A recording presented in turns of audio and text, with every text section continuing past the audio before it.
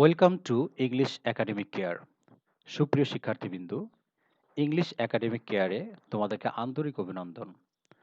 আজকের ক্লাসে তোমাদের সাথে আছি আমি মোহাম্মদ ইয়াহিয়া, প্রভাষক ইংরেজি বিভাগ, সরকারি আকবর আলী কলেজ, উল্লাপাড়া, সিরাজগঞ্জ। আজকের ক্লাসের বিষয়বস্তু হলো কমপ্লিটিং সেন্টেন্স। কমপ্লিটিং সেন্টেন্সকে কয়েকটি ক্লাসে ভাগ করা হয়েছে, তারই ধারাবাহিকতায় আজকে প্রথম ক্লাস অন আমাদের আজকের ক্লাসের বিষয়বস্তু কমপ্লিটিং সেন্টেন্সের। চলো শুরু করা যাক। কমপ্লিটিং সেন্টেন্সের রুল নাম্বার 1 থেকে আজকে শুরু হয়েছে। 9টি রুলস দেখানো হবে ইনশাল্লাহ। তার মধ্যে প্রথম রুলস কন্ডিশনাল সেন্টেন্সের ফার্স্ট কন্ডিশনাল। কন্ডিশনাল সেন্টেন্স শর্তমূলক বাক্য। শর্তমূলক বাক্য বলতে যে সেন্টেন্সের মধ্যে শর্ত কথাটা থাকে বা যদি কথাটা থাকে। যেমন আমরা প্রথম উদাহরণটা দেখি, ইফ ইউ ওয়ান্ট, যদি তুমি চাও। যদি তুমি চাও, এরকম যদি মূলক কোনো কথা থাকবে। তাহলে আমরা স্ট্রাকচার দেখি। ইফ যুক্ত বাক্যটি বা if plus present indefinite tense অথবা simple present tense plus subject plus shall অথবা উইল অথবা মে অথবা ক্যান প্লাস ভার্বের প্রেজেন্ট ফর্ম প্লাস এক্সটেনশন। এই কথাটার অর্থ হলো এরকম: ইফ যুক্ত বাক্যটি যদি প্রেজেন্ট ইনডিফিনিট টেন্স বা সিম্পল প্রেজেন্ট টেন্স হয়, তাহলে পরের বাক্যটি সাবজেক্ট প্লাস শ্যাল অথবা উইল অথবা মে অথবা ক্যান প্লাস ভার্বের প্রেজেন্ট ফর্ম প্লাস এক্সটেনশন হবে। যেমন, ইফ ইউ ওয়ান্ট, যদি তুমি চাও, ইউ ক্যান লার্ন ইংলিশ, তুমি ইংরেজি শিখতে পারো। ইফ ইউ ওয়ান্ট, যদি তুমি চাও, তাহলে তুমি ইংরেজি শিখতে পারো। আমরা স্ট্রাকচারটা খেয়াল করব। ইফ যুক্ত বাক্যটি হলো প্রেজেন্ট ইনডিফিনিট টেন্সে আছে ইফ ইউ ওয়ান্ট, পরে বাক্যটি সাবজেক্ট ইউ, তারপরে শ্যাল উইল মে ক্যান থেকে can, then verb on learn, তারপরে এক্সটেনশনের মধ্যে আছে ইংলিশ। তাহলে আমরা দেখতে পাচ্ছি হুবহু স্ট্রাকচার যেভাবে আছে আমাদের বাক্যটি সেভাবে সাজিয়েছি। এরপরে দেখা যাক, if the boy has enough money, যদি ছেলেটির যথেষ্ট টাকা থাকে, হি মে বাই দ্য কার, তাহলে সে কারটা কিনতে পারে। ইফ ইউ রান কুইকলি, যদি তুমি দ্রুত দৌড়াও, you will catch the bus, তাহলে তুমি বাসটি ধরতে পারবে। তাহলে আমরা প্রথম কন্ডিশনালে দেখলাম, ইফ যুক্ত বাক্যটি যদি সিম্পল প্রেজেন্ট টেন্স বা প্রেজেন্ট ইনডিফিনিট টেন্স হয়, তাহলে পরের বাক্যটি subject plus shall will may can plus ভার্বের প্রেজেন্ট ফর্ম প্লাস এক্সটেনশন হবে। এখন দেখা যাক দ্বিতীয় কন্ডিশনাল বা রুল নাম্বার 2 তে কি আছে। Rule number 2 second conditional. Structure দেখানো আছে if plus past indefinite tense. তার অর্থ হলো ইফ যুক্ত বাক্যটি যদি পাস্ট ইনডিফিনিট টেন্স হয়। আমরা রুল অনে দেখেছি ইফ যুক্ত বাক্যটি প্রেজেন্ট ইনডিফিনিট টেন্স। এখানে ইফ যুক্ত বাক্যটি হলো পাস্ট ইনডিফিনিট টেন্স। তাহলে পরে বাক্যটি হবে সাবজেক্ট প্লাস উড অথবা মাইট অথবা কুড। যা আমরা প্রথম কন্ডিশনালে দেখেছি উইল অথবা মে অথবা ক্যান প্লাস ভার্বের প্রেজেন্ট ফর্ম। মূল পার্থক্যটা হলো এই অক্সিলারি মডাল অক্সিলারি ভার্বগুলোর মধ্যেই। ইফ ইউ ওয়ান্টেড, যদি তুমি চাইতে, ইউ কুড লার্ন ইংলিশ, তুমি ইংরেজি শিখতে পারতে। Subject plus V two, that means past indefinite tense. আবার সাবজেক্ট, পরের বাক্যটির সাবজেক্ট, তারপর ক্যান কুড মাইট থেকে কুড, ভার্বের প্রেজেন্ট ফর্ম লার্ন, তারপরে ইংলিশ হলো extension. If the boy had enough money he might buy the car. If you ran quickly, তুমি যদি দ্রুত দৌড়াতে, you would catch the bus, তুমি বাসটি ধরতে পারতে। তৃতীয় কন্ডিশনাল বা থার্ড কন্ডিশনালে আমরা যাব। থার্ড কন্ডিশনাল শর্তমূলক বাক্য, তৃতীয় কন্ডিশন বা থার্ড কন্ডিশনাল। প্রথম কন্ডিশনে আমরা দেখেছি ইফযুক্ত বাক্যটি হয় প্রেজেন্ট ইনডিফিনিট টেন্স। দ্বিতীয় কন্ডিশনে দেখেছি ইফযুক্ত বাক্যটি হয় পাস্ট ইনডিফিনিট টেন্স। এখন তৃতীয় কন্ডিশনে দেখব ইফযুক্ত বাক্যটি যদি পাস্ট পারফেক্ট টেন্স হয়, তাহলে পরের বাক্যটি হবে সাবজেক্ট প্লাস উড হ্যাভ অথবা কুড হ্যাভ অথবা মাইট হ্যাভ প্লাস ভার্বের পাস্ট পার্টিসিপল প্লাস এক্সটেনশন। যেমন ইফ ইউ হ্যাড ওয়ান্টেড, যদি তুমি চাইতে, you could have learned English, তুমি ইংরেজি শিখতে পারতে। If the boy had had enough money, এখানে বাক্যটা দেখতে অনেকটা অদ্ভুত মনে হচ্ছে, কি করে হ্যাড হ্যাড হলো। মূল কথা হলো পাস্ট পারফেক্ট টেন্সের অক্সিলারি ভার্ব হলো হ্যাড, আবার এই বাক্যের প্রধান ভার্ব ছিল হ্যাজ বা হ্যাভ, এটার পাস্ট পার্টিসিপল হলো হ্যাড। সে কারণে হলো if the boy had had enough মানি, যদি ছেলেটির যথেষ্ট টাকা থাকতো, হি might have bought the car, তাহলে সে কারটি কিনতে পারতো। এখানে লক্ষ্য করো, আমি কন্ডিশনাল সেন্টেন্সের প্রত্যেকটা রুলের মধ্যে একই এক্সাম্পলগুলো ইউজ করা হয়েছে। এর প্রধান কারণ হলো তোমরা জানো একই এক্সাম্পল কিভাবে ফার্স্ট কন্ডিশনাল থেকে সেকেন্ড কন্ডিশনালে কিভাবে পরিবর্তিত হলো, এই জিনিসটা মাথায় রেখে তোমরা যেন স্পষ্টভাবে বুঝতে পারো সেই বিষয়ে করা হয়েছে। যেমন if you had run quickly, যদি তুমি দ্রুত দৌড়াতে, you would have caught the bus, তাহলে বাসটি ধরতে পারতে। কন্ডিশনালের আরেকটি কন্ডিশনাল বলে জিরো কন্ডিশনাল। সাধারণত বৈজ্ঞানিক সত্যমূলক বাক্যগুলোতে এই কন্ডিশনালটা ব্যবহার করা হয়। যেমন if plus present indefinite tense or simple present tense plus present indefinite or future indefinite tense. কথাটার অর্থটা হলো এরকম যে ইফযুক্ত বাক্যটি যদি প্রেজেন্ট ইনডিফিনিট বা সিম্পল প্রেজেন্ট টেন্স হয়, তাহলে পরের বাক্যটি হবে প্রেজেন্ট ইনডিফিনিট অথবা ফিউচার ইনডিফিনিট। অর্থ অনুযায়ী যে কোনোটা হতে পারে।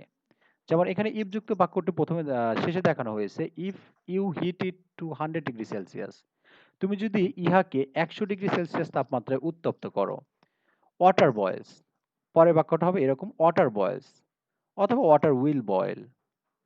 এখন প্রথমে এভাবে বললে ভালো শোনা যায়, water boils if you heat it 200°C, অথবা water will boil if you heat it to 100°C। অনেক সময় ইফ যুক্ত বাক্যটি যে সবসময় প্রথমে থাকবে এরকম না, অনেক সময় পরেও থাকতে পারে। এই বিষয়ে তেমন কোনো সমস্যা নেই। মূল কথা হলো জিরো কন্ডিশনালে ইফ যুক্ত বাক্যটি প্রেজেন্ট ইনডিফিনিট টেন্সে বা সিম্পল প্রেজেন্ট টেন্সে থাকবে এবং পরের বাক্যটি আমরা ফিউচার ইনডিফিনিট বা প্রেজেন্ট ইনডিফিনিট টেন্সে করতে পারবো। এখন এতক্ষণ আমরা কথা বললাম গত 4টা রুলস এর মধ্যে ইফ যুক্ত বাক্য দিয়েই শর্ত বোঝায়, কিন্তু ইফ ছাড়াও শর্ত বোঝাতে পারে। যেমন হ্যাড, বাক্যের প্রথমে হ্যাড, তারপর সাবজেক্ট, তারপরে ভার্বের পাস্ট পার্টিসিপল, এই স্ট্রাকচারের বাক্য দিয়েও শর্ত বোঝাতে পারে। যেমন হ্যাড প্লাস সাবজেক্ট প্লাস ভি3, এই বাক্যটা দেখতে অনেকটা পাস্ট পারফেক্ট টেন্সের মতো। যদি এভাবে করতাম সাবজেক্ট প্লাস হ্যাড প্লাস ভার্বের পাস্ট পার্টিসিপল, তাহলে তো হুবহু এটা পাস্ট পারফেক্ট টেন্সের মতোই হইতো। হ্যাঁ, সেই যুক্তিতেই এটার তাহলে পরের বাক্যটা থার্ড কন্ডিশনালের পরের বাক্য যেরকম ঠিক একই রকম স্ট্রাকচার। যেমন সাবজেক্ট প্লাস উড হ্যাভ অথবা কুড হ্যাভ অথবা মাইট হ্যাভ প্লাস ভার্বের পাস্ট পার্টিসিপল প্লাস এক্সটেনশন। যেমন হ্যাড ইউ প্র্যাকটিসড মাচ, তুমি যদি অনেক বেশি অনুশীলন করতে, you could have learn clearly, তাহলে তুমি পরিষ্কারভাবে শিখতে পারতে। হ্যাড আই সিন হিম, যদি আমি তাকে দেখতাম, I would have given him the news, আমি তাকে সংবাদটি দিতাম।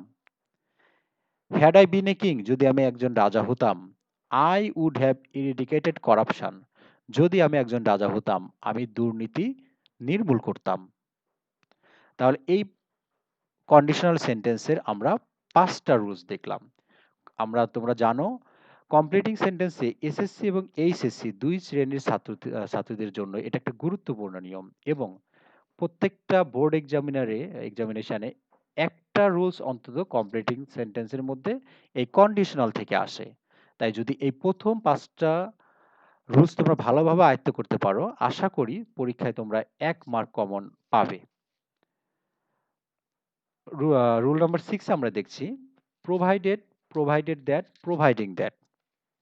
সাধারণত আজকের ক্লাসে প্রত্যেকটা রুলসই ধারাবাহিকভাবে একের পর একে সংগীতপূর্ণভাবে এবং একটার সাথে আরেকটা মিল রেখে সাজানো হয়েছে।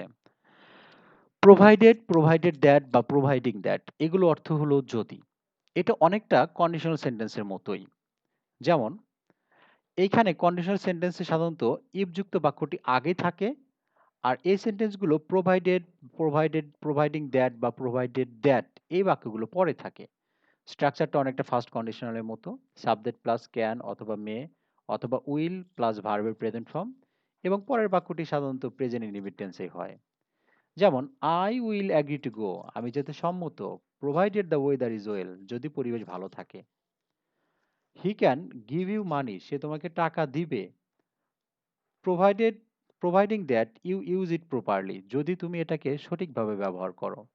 সাবজেক্ট প্লাস ক্যান প্লাস ভার্বের present form plus object plus extension, এটা অনেকটাই ফার্স্ট কন্ডিশনাল পরের বাক্য স্ট্রাকচার।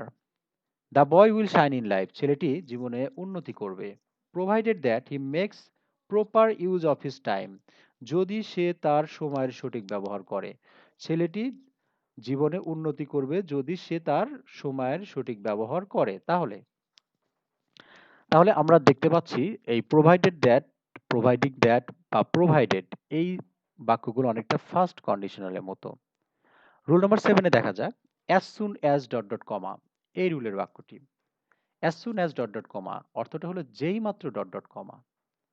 স্ট্রাকচার দেখা যাক অ্যাজ সুন অ্যাজ যুক্ত বাক্য যে টেন্সে হয় পরের বাক্য সাধারণত সেই টেন্সেই হয়। যেমন as soon as the thief saw saw the police, যেই মাত্র চোরটি পুলিশটিকে দেখলো হি র্যান অ্যাওয়ে, সে পালিয়ে গেল। যেই মাত্র চোরটি পুলিশটিকে দেখলো সে পালিয়ে গেল। এখানে অ্যাজ সুন অ্যাজ যুক্ত বাক্যটি পাস্ট ইনডিফিনিট টেন্স, যে কারণে পরের বাক্যটি হি র্যান এটাও পাস্ট ইনডিফিনিট টেন্সেই আছে। পরবর্তীতে দেখা যাক as soon as father reached home, যেই মাত্র বাবা বাড়িতে পৌঁছালো। দ্য চিলড্রেন বিকেম সাইলেন্ট, ছেলেমেয়েরা শান্ত হয়ে গেল। As soon as we reached college, যেই মাত্র আমরা কলেজে পৌঁছালাম। দ্য বেল র্যাং, বেল বাজলো। তাহলে আমরা বুঝতে পারলাম অ্যাজ সুন অ্যাজ যুক্ত বাক্যটি পরের বাক্যটি সঙ্গতিপূর্ণ একই টেন্সের বাক্য হলেই শ্রুতিমধুর হয়। পরের নিয়মে আমরা যাই, rule 8। No sooner dot dot then, hardly dot dot when, scarcely dot dot when. অর্থ হবে এরকম, যেতে না যেতেই, পৌঁছাতে না পৌঁছাতেই, করতে না করতেই, এরকম অর্থ। তার মানে একটা কাজ করতে না করতেই আরেকটা। যেমন স্ট্রাকচারটা এরকম, no sooner had, hardly had বা স্কার্সলি হ্যাড প্লাস তারপরে এটা সাধারণত নো সুনার দিয়ে একটা বাক্য হবে, স্কার্সলি দিয়ে আর একটা বাক্য হবে, যেটা থাকে বাক্যের মধ্যে। যেমন তিনটা দিয়েই তিনটা বাক্যর উদাহরণ দেওয়া হয়েছে। No sooner dot dot had oblique hardly dot dot had বা স্কার্সলি হ্যাড প্লাস সাবজেক্ট, এরপর সাধারণত এগুলোর পরে সাবজেক্ট থাকবে, তারপরে ভার্বের পাস্ট পার্টিসিপল হবে। মূল কথা, নো সুনার, হার্ডলি বা স্কার্সলি যুক্ত বাক্যের ভার্ব হবে পাস্ট পার্টিসিপল, কারণ এদের সাথে হ্যাড এর সম্পর্ক রয়েছে। হ্যাড আমরা জানি টু হ্যাভ ভার্বের পরে ভার্বের পাস্ট পার্টিসিপল হয়, যেখানে হ্যাড আছে তাহলে এখানে ভার্বের পাস্ট পার্টিসিপল হবে। এবং পরের বাক্য দেন বা ওয়েন যুক্ত বাক্যর সাধারণত ভার্বের পাস্ট ফর্ম হয়। যেমন no sooner had I heard the death news of his father, যেই মাত্র আমি তার বাবার মৃত্যু সংবাদ পেলাম। দেন আই বিকেম অ্যাস্ট্রোনাইজড, আমি খুবই অবাক হয়ে গেলাম। যেই মাত্র যুক্ত নো সুনার হ্যাড যুক্ত বাক্যের ভার্ব পাস্ট পারফেক্ট টেন্স এবং পরে দেন যুক্ত বাক্যের verb past indefinite tense. Hardly had I arrived at the station, যেই মাত্র আমি স্টেশনে পৌঁছালাম। When the train started to leave, train চলতে শুরু করলো। হার্ডলি হ্যাড যুক্ত বাক্যের ভার্বের পাস্ট পার্টিসিপল এবং দ্য ট্রেনের পরে ভার্বের past indefinite. Scarcely had the rain stopped, যেই মাত্র বৃষ্টি থেমে গেল। When we started our journey, আমরা তখন আমরা আমাদের যাত্রা শুরু করলাম। তাহলে দেখা যাচ্ছে no sooner had, hardly had, scarcely had যুক্ত বাক্যের দুইটা অংশ থাকে, একটা নো সুনার হ্যাড যুক্ত, একটা দেন যুক্ত। নো সুনার হ্যাড যুক্ত অংশটার ভার্বের পাস্ট পার্টিসিপল হয় এবং পরের বাক্যের অংশটার ভার্বের পাস্ট ইনডিফিনিট টেন্স বা পাস্ট ফর্ম হয়। Rule number 9, it is time, it is high time. এই রুলটি, it is time, it is high টাইমের অর্থটা হলো উপযুক্ত সময় বা যথোপযুক্ত সময়। স্ট্রাকচারটা দুই ভাগে ভাগ করা হয়েছে, দুই রকম ভাবে লেখা যায়। ইট ইজ টাইমের পরে বা ইট ইজ হাই টাইমের পরে যদি সাবজেক্ট থাকে, যদি সাবজেক্ট নিয়ে তুমি কমপ্লিট করতে চাও বাক্যটি, তাহলে ভার্বের পাস্ট ফর্ম দিয়ে উত্তর করতে হবে, ভার্বের পাস্ট ফর্ম দিয়ে উত্তর করতে হবে। আর যদি সাবজেক্ট না থাকে তাহলে টু প্লাস ভার্বের প্রেজেন্ট ফর্ম দিয়ে উত্তর করতে হবে, টু প্লাস ভার্বের প্রেজেন্ট ফর্ম দিয়ে উত্তর করতে হবে। যেমন ইট is time we left the place, it is time we left the place. It is টাইমের পরে সাবজেক্ট উই, যে কারণে ভার্বের পাস্ট ফর্ম দিয়ে একটা সুইটেবল সেন্টেন্স লিখেছি, উই লেফট দ্য প্লেস, এখনই উপযুক্ত সময় আমাদের এখান থেকে চলে যাওয়ার। পরের বাক্য it is time to leave the place, একই বাক্যকে আমরা দুই নিয়মে করেছি। ইট ইজ টাইম যেহেতু এখানে সাবজেক্ট নেই, টু লিভ দ্য প্লেস যে কারণে টু লিভ দ্য প্লেস হলো। দেন আরেকটা বাক্য it is time we behaved well with our elders, এখন উপযুক্ত সময় আমাদের এল্ডার্স বা আমাদের বড়দের সাথে ভালো ব্যবহার করার।